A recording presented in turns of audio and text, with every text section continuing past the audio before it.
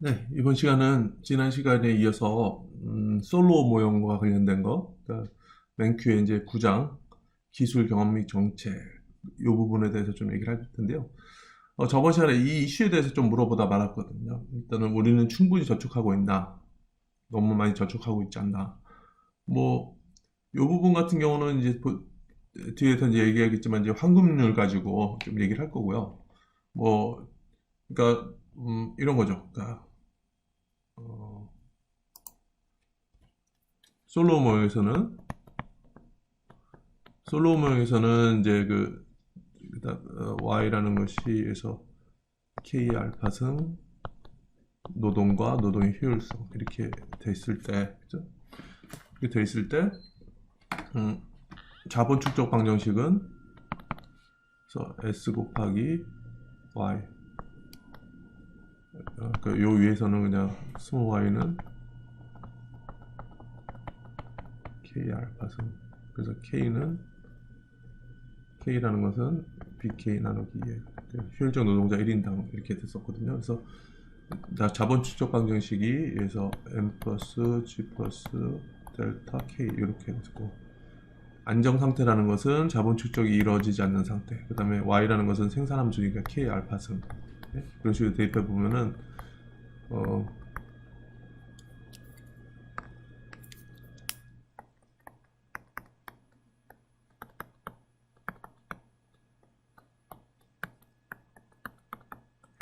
자, 이렇게 이런 식으로, 그러니까 안정 상태에서의 그 자본이라는 것은 이 저축 함수에 영향을 받죠. 저축이 올라가면은 자본도 늘어나고 막 그 다음에 y라는 것도 k의 함수니까 y도 늘어날 수 있고, 그렇죠? k도 늘어나고 1인당 소득도 늘어나고 뭐 이렇게 되고, 소비 측면으로 보면은 소비라는 것은 소득에서, 그렇죠? 소득에서 감가상각을 빼는 거죠, 그렇죠?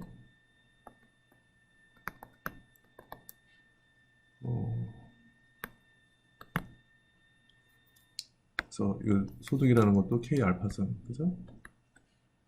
그래서 우리가 이 최적의 자본량을 구해서 소비를 극대화시킨다 이렇게 하면은 m 플러스 g 플러스 델타는 0이다. 그렇죠? 그림으로 따져보면은 소득 함수는 이렇게 돼 있고, 그 다음에 비용적인 거는 이렇게 돼 있으니까, 그렇죠?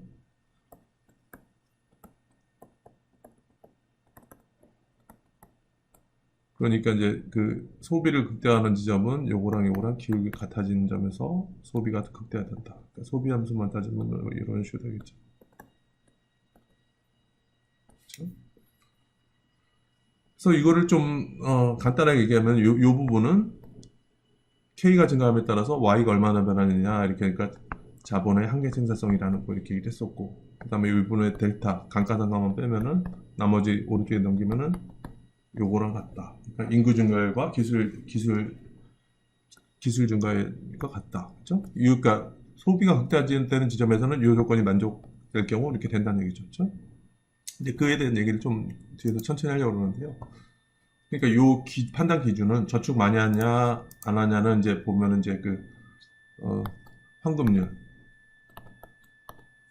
황금률 자본이라 해서 소비를 극대화시키는 자본 수준과 현재의 자본 수준, 그러니까 저축 수준이 어떤지를 좀 이렇게 볼 수 있는 거죠. 그다음에 저축을 증가시키면은 소비는 뭔가 뭐 관계가 어떻게 되는지 좀 얘기를 할 거고요. 어, 뒤에 보면은 이제 그 솔로 모형을 지나서 솔로 모형이 가지고 있는 어떤 제약에 대해서 그걸 좀 완화시켰을 때 어떤 이슈가 발생을 하는지, 어떻게 좀 바뀔 수 있는지에 대해서 좀 얘기를 하겠습니다. 자, 그래서 본 것처럼 우리가 황금률에서 아까 있었죠. 그러니까 다시 한번 황금률에서는 이게 같아진다 그랬죠. 자본의 한계 생산성에서 감가상각을 뺀 것이 M 플러스 G, 그러니까 인구 증가율과 그 다음에 기술 진보율 요거랑 같아진다. 그러니까 여기서 보이죠, 그렇죠?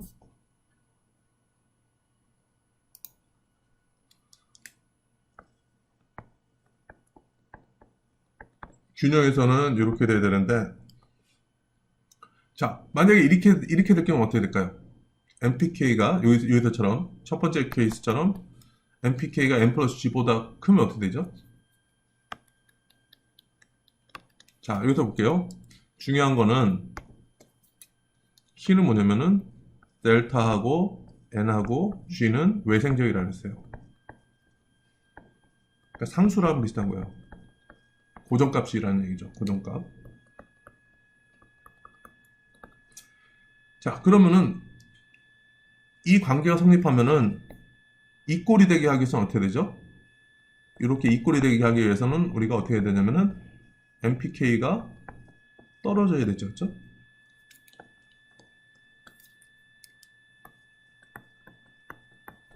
MPK가 떨어지면은 예를 들어서 이런 거죠. 예를 들어서 지금 현재로서는 2, 3, 2, 7 이렇게 됐다 그러면 7 마이너스 2는 5고 그렇죠? 아, 죄송합니다. 이게 아니라 9 정도 돼야 되겠네, 그죠?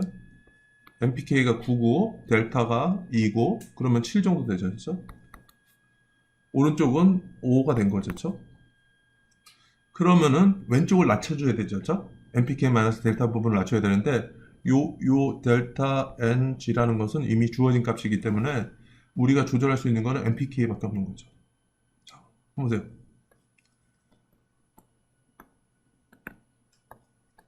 함수를 보세요. 요런 함수였죠.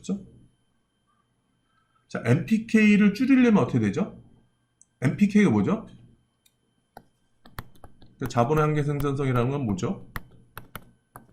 생산함수의 기울기잖아요. 기울기.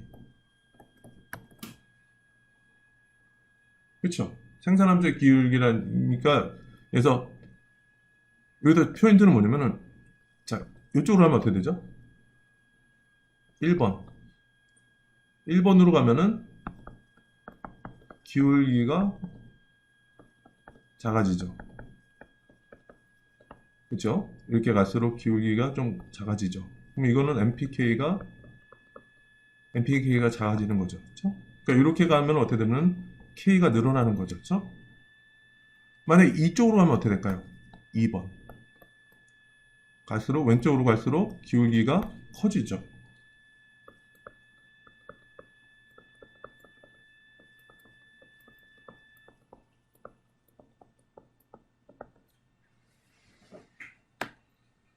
그러니까 여기서 이 얘기가 그런 거예요. 뭐냐면은 만일 요 왼쪽이 MPK-델타가 M 플러스 G보다 크다고 하면은 델타 NG는 우리가 조절을 못하니까 외생적이니까 MPK를 낮춰줘라. 그쵸? MPK를 어떻게 낮죠? 오른쪽으로 가야지 기울기가 줄어들죠. 그러니까 K를 늘려라. 이 얘기랑 똑같죠. 그쵸? K를 어떻게 늘려요? 저축을 늘려서 K를 늘려라. 이렇게 하는 거죠. 그쵸? 그래서 황금률을 사용해서 미국의 저축률과 자본 수특이 지나치게 높은지 혹은 지나치게 낮은지 아니면 적당한지 판단하라 그러는데 일단은 이 황금률 조건에서 만약에 왼쪽이 오른쪽보다 크면은 MPK를 낮춰라. 만약에 왼쪽이 오른쪽보다 낮으면은 MPK를 올려라. 그죠? 그럼 두 번째 케이스는 어떻게 돼요? MPK를 올리기 위해서는 K를 이쪽으로 가야지, 왼쪽으로. K를 줄여야지 기울기가 올라가는 거죠. 그러니까 여기서는 두 번째 보면은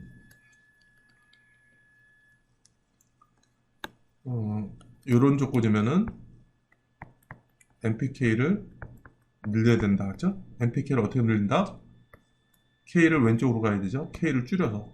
K를 줄인다는 얘기는 결국에는 저축을 줄이라는 얘기죠. 그죠? 감소시켜라. 이 얘기 되는 거죠.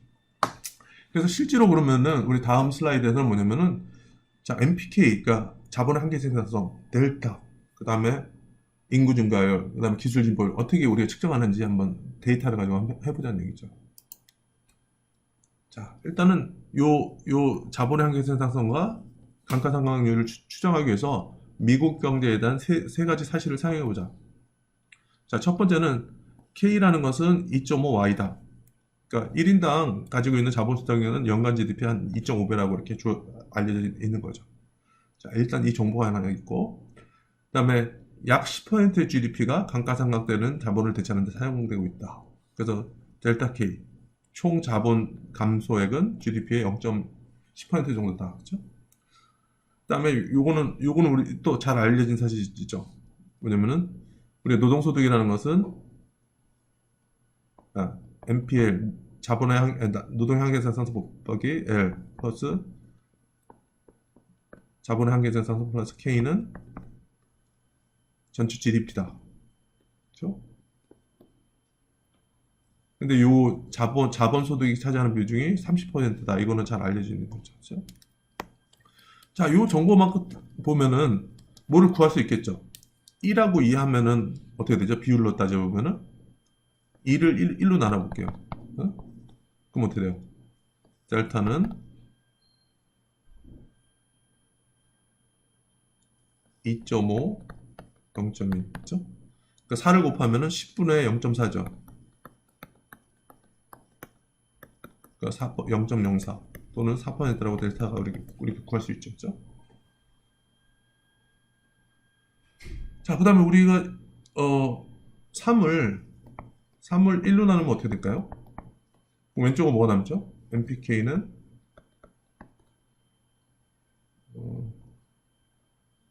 0.3분의 2.5인가요? 그럼 뭐 어떤 수치가 나오죠? 똑같이 4를 곱하면 어떻게 되죠?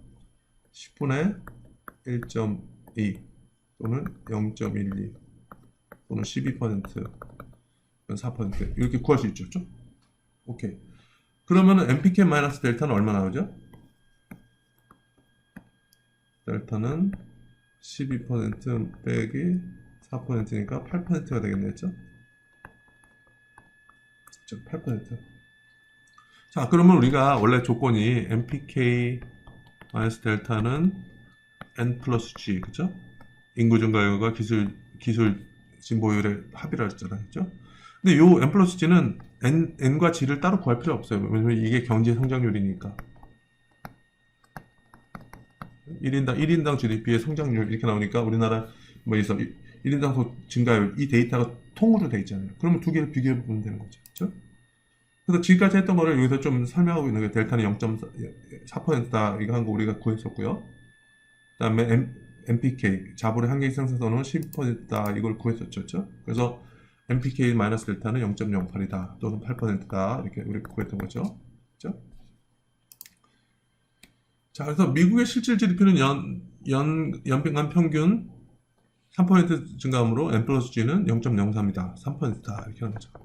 자, 그래서 보면 MPK 마이너스 델타는 8%, 경제 성장률은 3%였죠. 자, 그러면 이쪽이 더 높죠, 왼쪽이 더 높죠, 그렇죠? 그럼 이 꼴이 되기 위해서는 어떻게 해야 돼요? 이 꼴이 되기 위해서는 뭐를 줄여줘야 돼요? MPK를 줄여야 된다는 얘기죠. 그렇죠?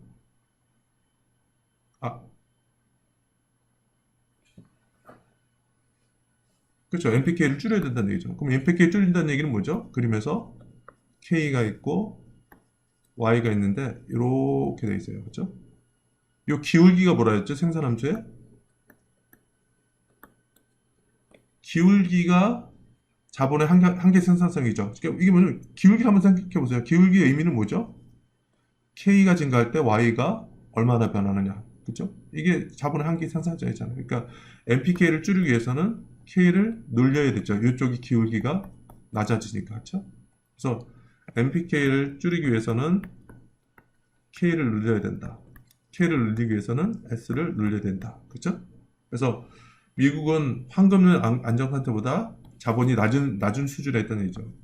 그래서 이쪽으로 저축을 증가시키면 장기적으로 인당 소비를 증가시켜서 그러니까 K를 늘려라 이 얘기가 되는 거죠. 그렇죠?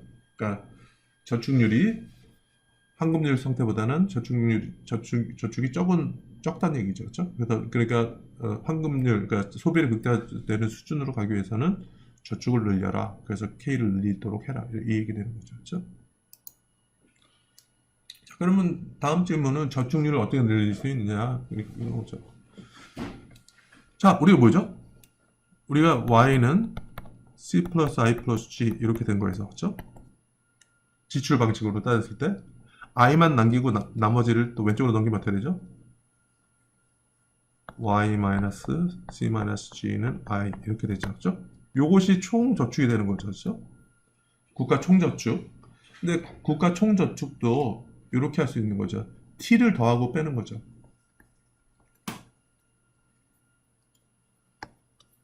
t를 빼주고 여기다 t를 더해주고 자 이렇게 되면 이게 뭐 투자가 같아진다 이렇게 하는 거죠. 그래서 요 부분은 민간 저축이라고 하고요. 그다음에 요거는 정부 저축. 이렇게 두 개로 분리를 하면은 여러분들이 좀 이해를 할 수 있을 거예요. 이거 뭐냐면 요 민간 저축은 뭐냐면 총소득에서 그렇죠? 총소득에서 세금을 내고 그다음에 소비를 하고 남은 거. 이건 민간 저축이죠. 그렇죠? 그다음 정부 입장에서는 어떻게 돼요? 세금 걷어들인 거에서 지출하고 남은 나머지. 그러면 이거 정부 저축이 되는 거지. 그래서 저축을 증가시키는 방법은 처음에는 이제 정부 쪽 얘기를 했네요. 재정 적자를 감소시켜라. 또는 재정 흑자를 증가시켜라. 그 방법은 T를 늘리거나 또는 G를 줄이면은 그죠? 그러니까 정부 지출을 줄이거나 세금을 늘리거나 하면 정부 저축은 늘어날 수 있겠죠. 그다음에 민간 저축을 증가시키는 정책을 실시해야 된다. 그래서 뭐 여러 가지 세금을 인하해라, 그죠? 저축과 관련된 세금을 인하해라. 그다음에 뭐 어떤 저축 계정에 대한 세제 효과를 많이 해라. 뭐 이렇게 좀 하는 얘기들, 일반적인 얘기들로 하면 되겠죠, 그렇죠? 자, 그다음에 또 하나 이슈는 뭐냐면 투자의 배분 관련된 이슈가 있죠, 그렇죠?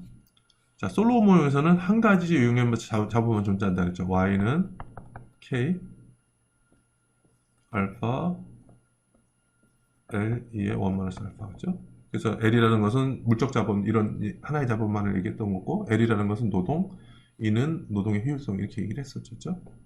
근데 현실 세계에서는 많은 유형의 자본이 존재하는데 이는 세 가지로 분류할 수 있다. 그래서 민간이 쌓는 그 자본이 있고요.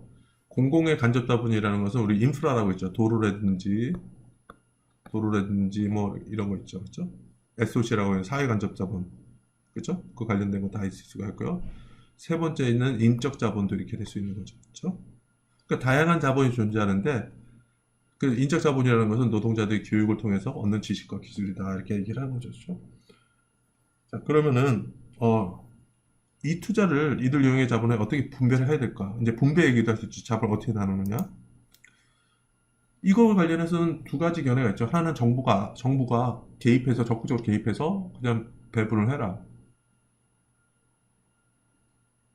두 번째는 뭐냐면은 그냥 시장이 알아서 하도록 해라. 이렇게 하는 방법이 있을 수 있죠. 그래서 두 가지 관점은 뭐냐면 첫 번째는 모든 산업인 모든 유형의 자본에 동일한 세율을 적용하고 시장으로 하여금 가장 한계 생산물이 높은 유형에 투자하도록 허용한다. 그렇죠? 한계 생산물이 뭐라 했죠? MPK, 그죠? 그러니까 생산성, 그죠? 기울기라 그랬죠? 생산의 기울기, 그죠? 기울기가 높을수록 생산이 높아지니까 이렇게 그러니까 생산성이 높은 쪽에다 배분해라 이렇게 하는 거고요. 산업 정책이라는 것은 정부가 개입하는 거죠. 어떤 특정한 유형이나 산업은 긍정적인 외부 효과를 가져다 주지만은 민간 부분이 투자를 고려하지 않으므로 정부가 이들 유형이나 산업에 적극적으로 투자를 촉진시켜야 된다 하는 거죠. 자, 근데 산업 정책으로 초래될 수 있는 정부가 개입했을 때 투자 배분에 있어서 개입할 경우에 문제가 생길 수 있는 게 있죠. 실제로 보면은 누가 그 시장을 잘 알아요? 민간 기업들이 잘하는 거죠. 공무원들은 많다 그래도 사실 실제로 그 산업을 담당하는 공무원들은 그렇게 많지 않거든요. 그러니까 뭐냐면 정부는 가장 높은 수익이나 가장 큰 외부 효과를 가져올 수 있는 투자 유형이나 산업을 제대로 선정할 수 없을 수 있다는 얘기죠. 왜냐면 인력이 많이 부족해요. 그렇죠? 경제보다 정치가 어느 산업에 우대를 줄 것인지에 대해서 더 영향력을 발휘할 수 있다는 얘기죠. 그러니까 사실 경제적 논리보다 정치적으로 예를 들어서 뭐 자원 배분뿐만 아니라 어떤 공기업들을 유치할 때도 보면은 특정 지역의 정치력으로 인해서 그쪽으로 배분하는 경우가 생길 수 있잖아요. 그거는 효율성과는 좀 다른 얘기가 되는 거니까, 그렇죠? 그다음에 적절한 기구의 설립이라는 것은 자원을 가장 유용한 곳에 배분한다는 점에서 중요하다. 그래서 법적 기구 같은 경우는 재산권을 보호하기 위해서 자본시장이라는 것은 금융자본이 최상의 투자 프로젝트에 배정되는데 도움이 될 수 있게 해서. 그렇죠?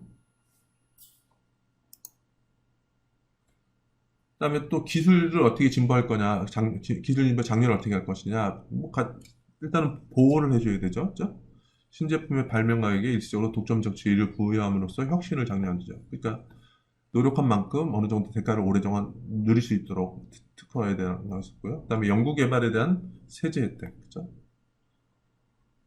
자, 그다음에 대학에서의 기초 연구에 필요한 자금 지원, 그죠? 산업 정책으로도 위해서 우리나라 같은 경우도 뭐 어떤 특정 10대 산업을 뭐 집중적으로 뭐 지원하겠다 이렇게 하지만은 여기서도 문제가 좀 발생할 수 있다는 얘기죠. 정부가 산업이나 시장을 정확하게 아주 잘할 수 있지 못할 수도 있다는 얘기죠. 그렇죠? 자, 일단은 이제 사례 연구를 한번 해보겠습니다. 여러분들, 요 첫 번째는 1948년과 72년 사이에요. 그다음 두 번째는 72년과 95년 사이에요.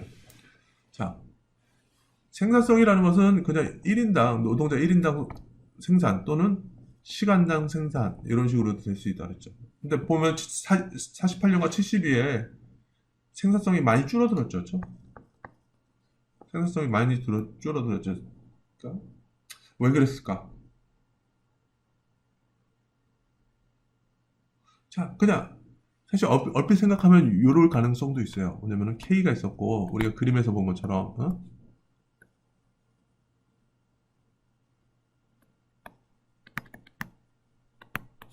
얼핏 보면은 요때는 자본이 좀 적었고 1인당 자본이 적었고 시간이 감에 따라서 1인당 자본이 늘어남에 따라서 늘어나는 속도가 좀 줄어들 수 있고 증가율이 줄어들 수 있죠.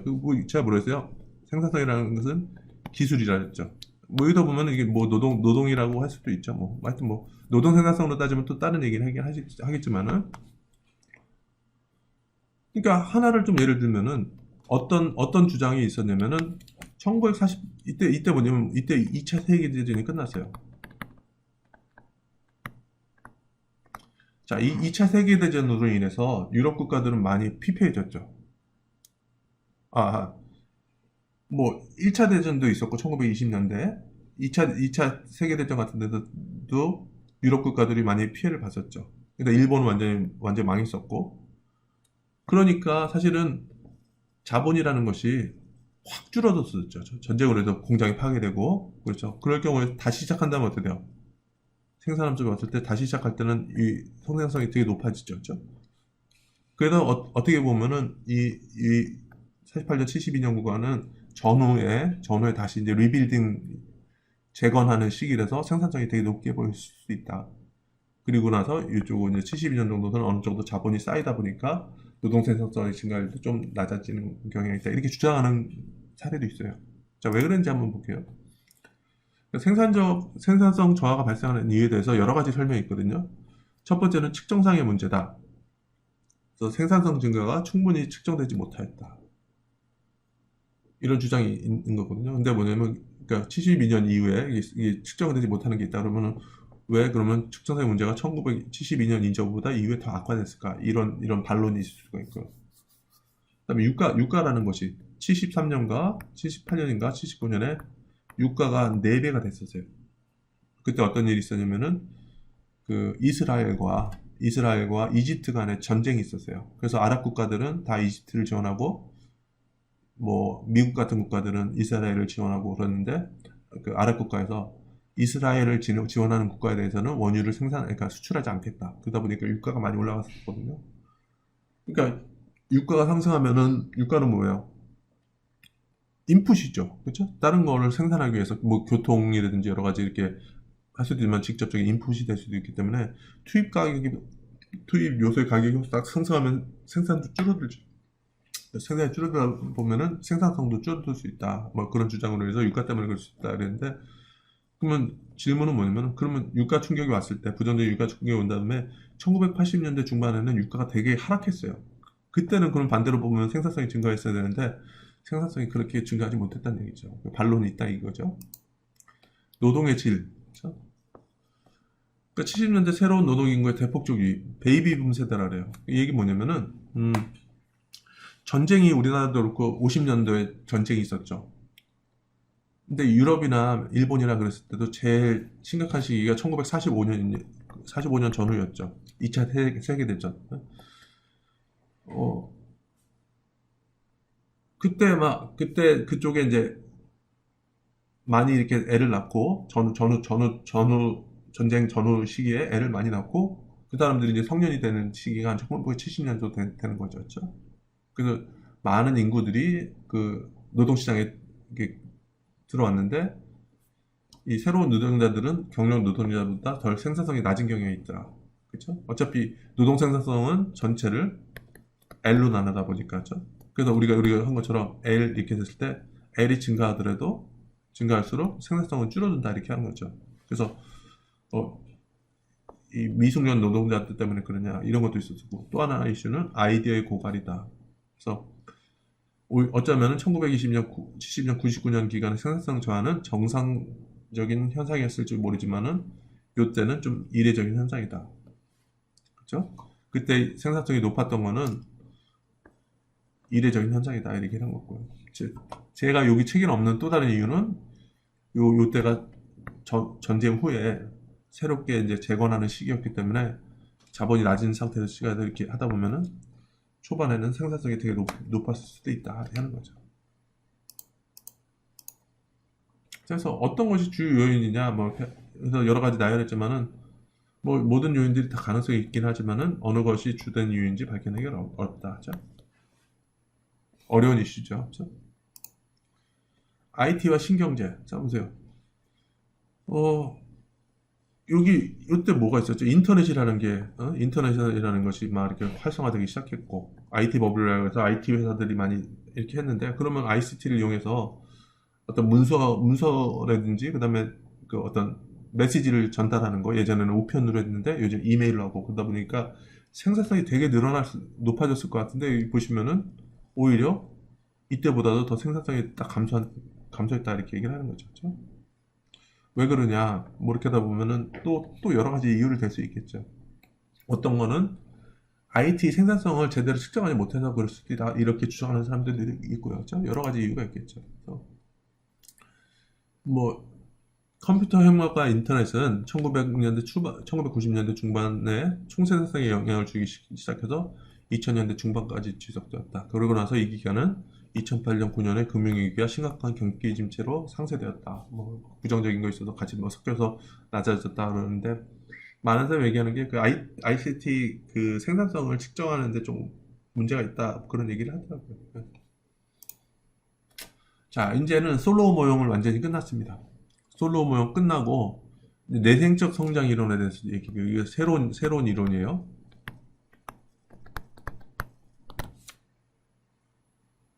솔로우 모형 보세요. 기술 진보의 속도는 외생적으로 결정된다. 우리가 영향을 주지 못한다는 얘기죠. 그래서 뭐냐면은 노동 효율성의 증가율은 G로, 그죠? 주어졌다 이렇게 하는 거죠.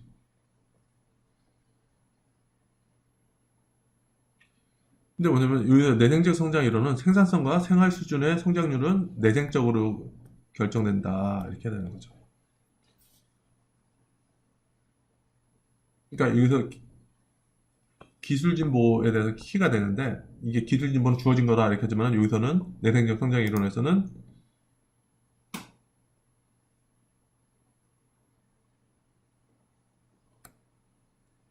그렇죠. 이거는 그러니까 솔로몬에서는 K라는 것을 별로 영향을 주지 못하는 거죠. 균제 상태에서는 K라는 값은 상수이고, 지속적인 경제 성장을 이룰 수 있는 거는 기술 진보 덕분이다 이렇게 되는데, 여기서는 이제 내생적 성장에서는 그냥 K 자체 변화가 오히려 지속적인 경제 성장을 유발시킬 수 있다, 그런 얘기가 되는 거죠. 한번 보여드릴게요. 뭔지. 생산함수는 아주 간단하죠. y는 a 곱하기 k다. 솔로 모형은 어떻게 됐었죠? y는 k 알파 l의 1 알파 이렇게 해서 컵더글라스 함수였죠. k만 집중을 하면 어떻게 되죠? 여기서는 k라는 것은 y 따르면 k 알파승이니까, 알파는 0과 1 사이니까 이런 식으로 되는 거죠. 그렇죠? 근데 여기서는 y는 ak니까 그냥 이거는 그냥 무한대로 쭉 늘어 이렇게 되는 거죠. 그렇죠? 어이구, 죄송합니다.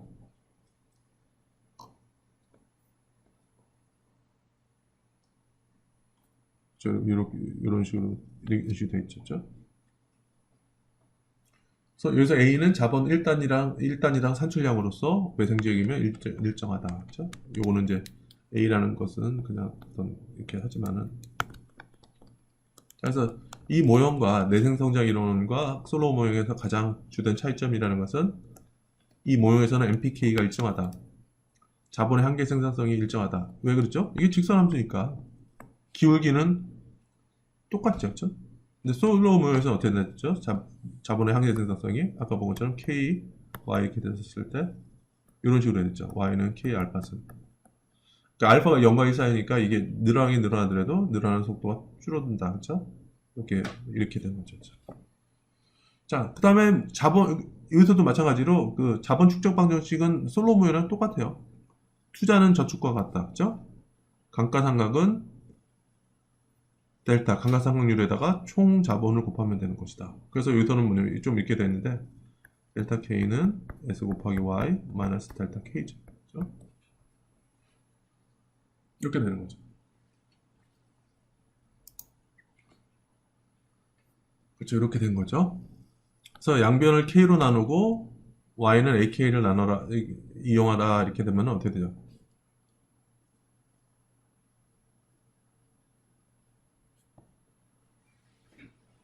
이거죠. 그냥 K로 나누고 그죠?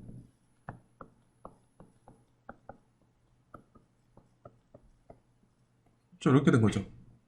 Y 나누기 K는 뭐죠? Y는 A 곱하기 K였으니까 Y 나누기 K는 그냥 A가 되죠. 그렇죠? 그럼 이것은 S 곱하기 A 마이너스 델타 되는 거죠. 그렇죠? 그렇죠? 이렇게 되는 거죠. 그렇죠? 그래서 만약에 이 S-A가 델타보다 크다 그러면은 소득은 0 증가하는 거죠. 그렇죠? 이게 0보다 크면은 K는 무한히 증가하고 K는 계속 증가하고 Y도 계속 증가하는 거죠. 그렇죠? 그래서 여기서는 뭐냐면 투자는 성장 동력이 될 것이다. 자, 솔로몬에서는 어떻게 됐죠? 솔로몬에서는 균제 상태에서 자본량이라는 것은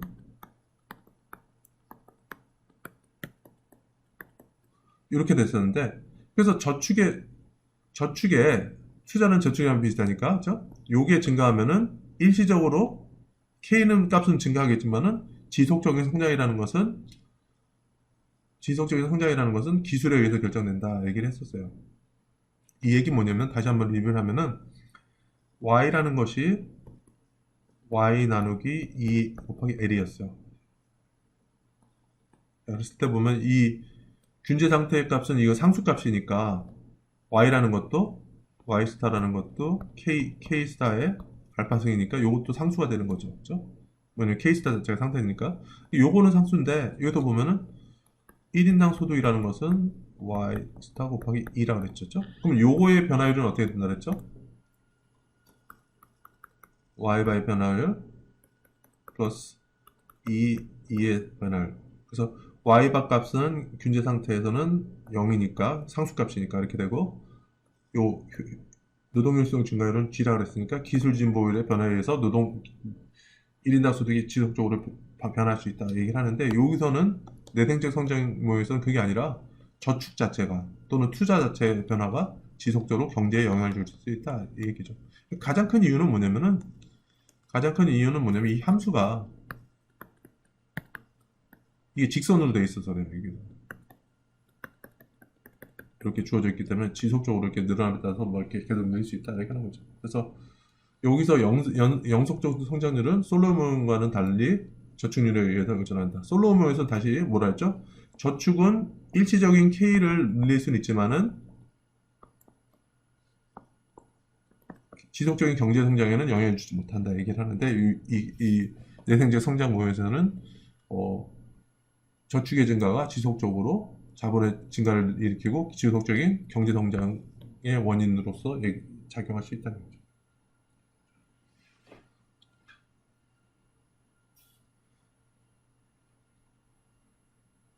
자,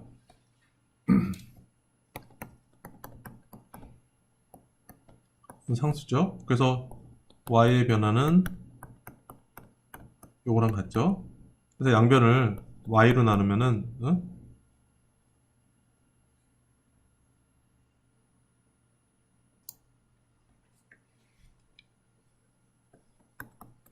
그렇죠? 자, 여기 보면은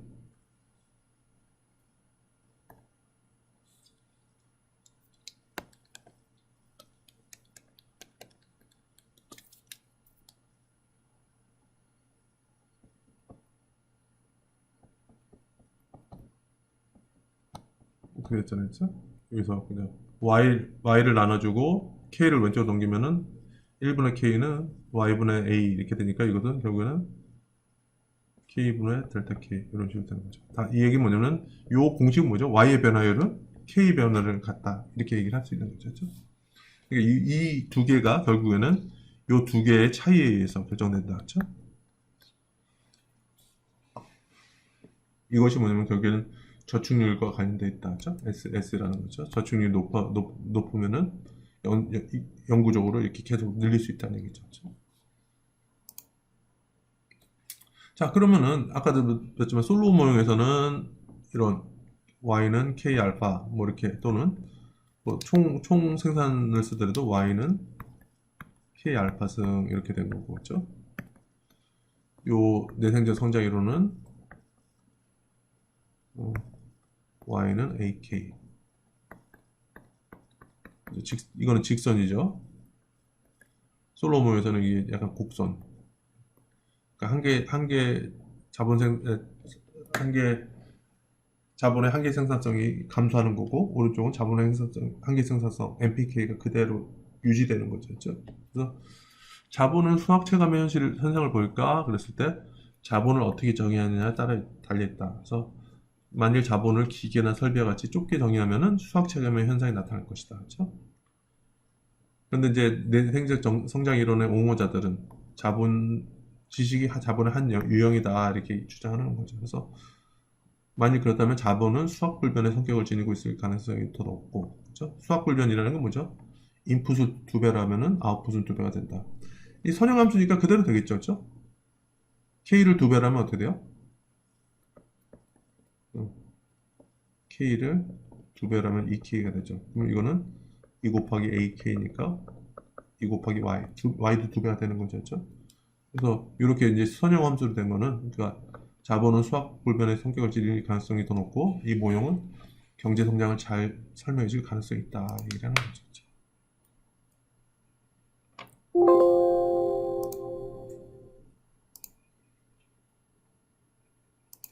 자, 이 부분 모형에 대해서 좀 얘기를 하겠습니다. 이 부분 모형은 뭐냐면요.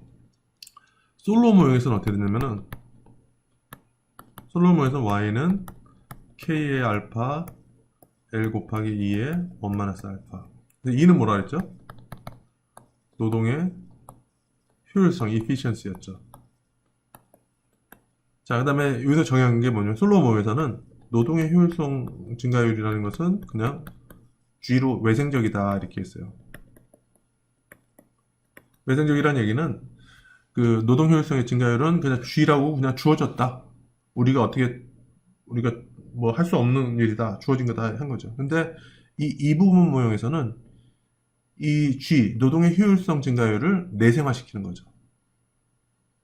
그 얘기는 뭐냐면은 이 부분 모형에서는 어떻게 생산성이 어떻게 증가하느냐, 뭐에 의해서 영향을 받느냐 이렇게 되는 거죠. 그 아이디어는 되게 간단해요. 자, 보세요. 자, 이 부분이 있는데 제조업과 R&D, 연구 부분이 있어요. 자, 어떻게 되는지 볼게요. 자, 이 두 부분이 뭐냐면 제조업이 있어요. 기업들이 상품을 생산하죠. 그렇죠? 연구는 대학은 제조업에서 노동 생산성을 증가시키는 지식을 창출한다는 얘기죠.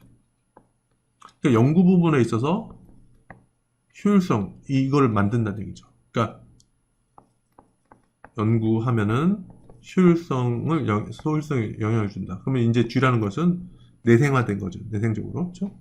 자, 그다음에 U라는 것은 연구 분야에 투입된 노동 비율이라고 한번 따져볼게요.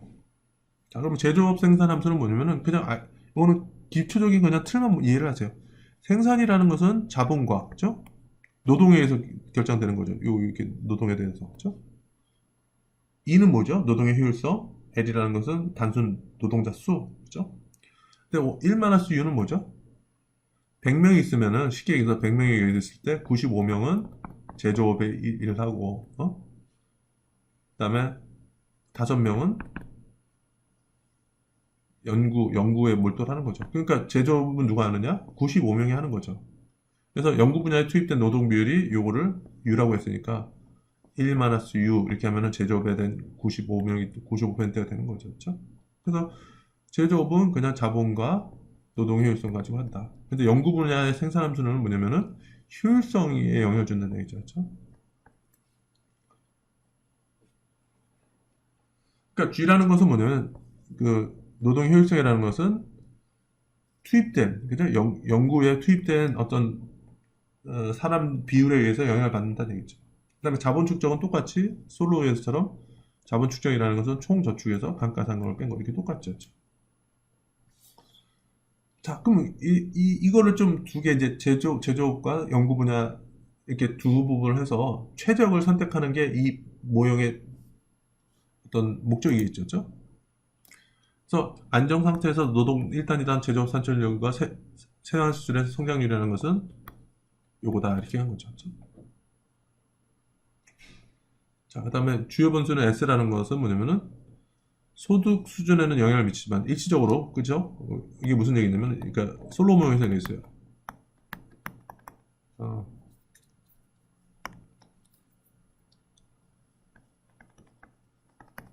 솔로몬에서는 이렇게 됐었거든요. 그러니까 뭐냐면은 S가 늘어나면은 K스타는 일시적으로 늘어나고, 그래서 Y스타도 일시적으로 늘어난다는 거예요. 이건 뭐냐면 다 상수값이죠, 상수값. 그러니까 일시적으로 딱 한 번 뛰는 거죠. 근데 지속적인 성장에서는 그러니까 노동의 효율성이 가장 큰 결정 요인이다 이렇게 한 거죠. 그래서 여기서도 마찬가지지만은 저축률이라는 것은 소득 수준에는 영향을 미치지만은 일시적으로 변화시킬 수 있지만은 성장률에는 영향을 미칠 수 없다. 이건 똑같다는 얘기죠.